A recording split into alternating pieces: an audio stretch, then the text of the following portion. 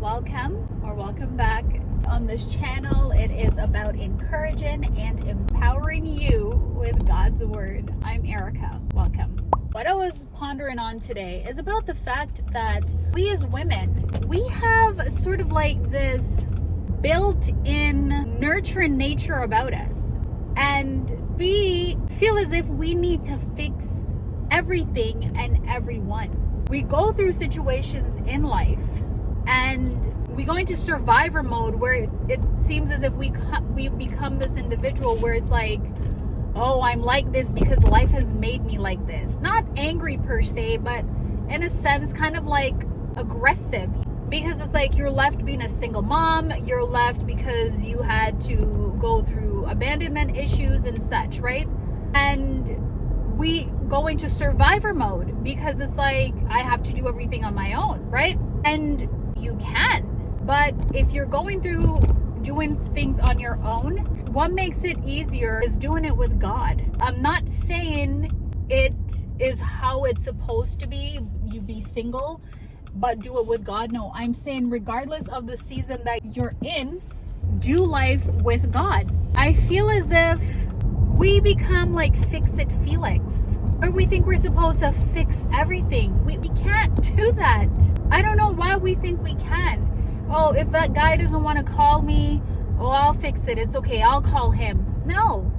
If you message him and 5 hours go by and you see that he's received your text, or he's read your message, he's left you unread. Oh, it's okay. I'll message him back. Maybe he's busy doing something. There are signs. There was a point where I used to think like that, and that's exactly why I'm telling you this. We can't fix everybody, because guess what? People don't want to be fixed. I was talking to this individual this other day, this, older gentleman, and I said to him, is it true that a man, when they're pursuing a woman, they know right away if that woman is the individual that they're going to spend the rest of their lives with? And this individual said to me, yes, they do. Right away, you click and you know. Here's what I'm saying. This day and age, with technology advancing at the rate that it's advancing, you mean to tell me that an individual receives your text message instantly and all of a sudden he can't respond to it? The way that people are on their phones these days, you really and truly mean to tell me that an individual has not received? Like, what is the excuse? Like, and the thing is, we make excuse for these people. Oh, it's okay, he probably didn't receive it. Oh, it's okay, his phone probably died. Oh, it's okay, he's probably at work. Oh, it's okay, his service is, his reception's probably bad. Stop making excuses for these people.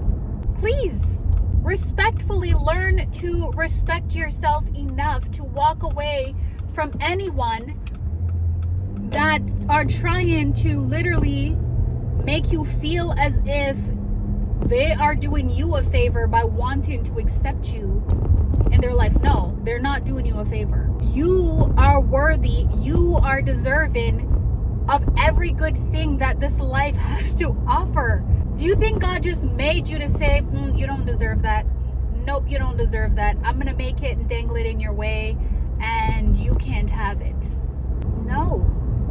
Even in the Garden of Eden, God could have just said, Adam and Eve, do not touch this tree. You don't deserve to touch it. You're not worthy to touch this tree. No, he said, Adam, don't eat from this tree, because this tree is A, B, and C. And this is why I don't want you to eat from it, because the day you eat from it, la la la. We know how the story goes. But then you look at it and everything else in the garden belonged to them. But it was just that one thing that God is like, you shouldn't touch that. It's not yours. And he explained why they shouldn't touch it. And they went and they decided to touch it. Why do we think that God is withholding things from us? He's not. And I had this mentality for the longest time. Oh, God doesn't love me. That's why he doesn't want me to have this. Oh, God prefers certain people. That's why they have it and I don't. Oh, what is it that I need to do to achieve this like so-and-so? Why do you need to achieve so-and-so like other person? Why do you need to be in a relationship like so-and-so to flaunt that person? Maybe that's not what God has for you. Maybe God doesn't want you to be in a relationship. Maybe God doesn't want you to have that job. Maybe God doesn't want you to have that promotion. But then again, I'm saying maybe. Have we taken it to God and asked him? And here's the thing that I've come to realize about God in my walk with him is this: he's not the type to withhold anything from us. He's not one of those mean, spiteful, and vindictive parent where it comes to like, oh no, I'm not giving you this because you did that. Oh, I'm not giving you that because blah.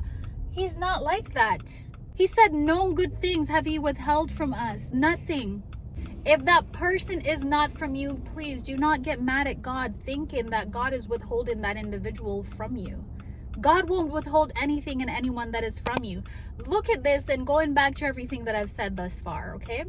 If somebody messages you and you want to talk to them and you care about that person, how long would it take you to respond to them? Put aside, oh, you know, you're working, your schedule, this and that, and da da da. Figure out all the stuff that you have to do. How long does it typically take you to get back to somebody that has contacted you that you care about? How long? Okay. Now, with that information that you have, answer me this. Do you think it's worth it? Do you spend in another moment waiting on that person to call you back? Waiting to find out if that individual cares about you? Do you think it's worth it? But do the math and do the calculation and go off of the time you would spend to call that individual back. And then let me know if it is worth it for you to literally be stressing about this person not calling you back. Take the sign. Take it for what it is. Take it at face value. Okay, that is how I'm going to take it. You don't want to respond. You don't care. If you did that to an individual, you would know why, and you'd probably follow up with them again, right? You would, right? Exactly. You treat people the way you want to be treated. So why should you take less than what you're deserved from these individuals? Don't do that. Don't do that to yourself. I used to do that for the longest time, thinking that I'm not deserving of somebody, or oh, because I have kids, I'm just deserving of this, and I'm deserving of riffraff, and oh, I should go chase a man, and I should do this. And you know, I had people even telling me that, oh, nobody's gonna want you because and I believed it. And one of the things that I found is this: people project their negativity on you. So an individual that is telling you that you're not going to be with anybody, nobody wants to be with you, it's not a reflection of you per se. If you know you're a child of God and you're following God and you are heeding God's commandment and you know who you are, then why are you taking anything from an individual that's not even worth your time? The fact of the matter is, don't waste any time on people that don't even care to know your worth, that don't even care to see your worth and your value. Don't do that to yourself. Don't sit around wasting time waiting for that individual. If they care about you, they will make an effort to pursue you.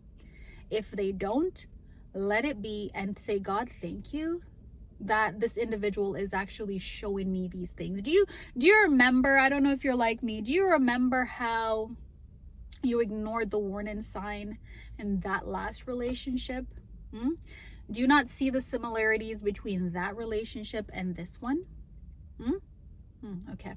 Well, even if it took you a while longer to see the red flags in that relationship, just know that because you are following God now, He's showing you those warning signals right now, immediately. Because why? God doesn't want you wasting any time. It's time to upgrade and move up to the next level. We're past that stage. We're not going to be drinking baby milk anymore. We're going to be eating solid food, meaning we're not going to sit and wonder, is this person for me? No, we have a relationship with God. So we already know what is going on. We are 10 steps ahead. But you know what though? I'm going to say this to you. We're 10 steps ahead. And even though I want to say to you, don't worry about that individual, I know it hurts. You really care about them. I know that. You really thought you could make something from it. I know that.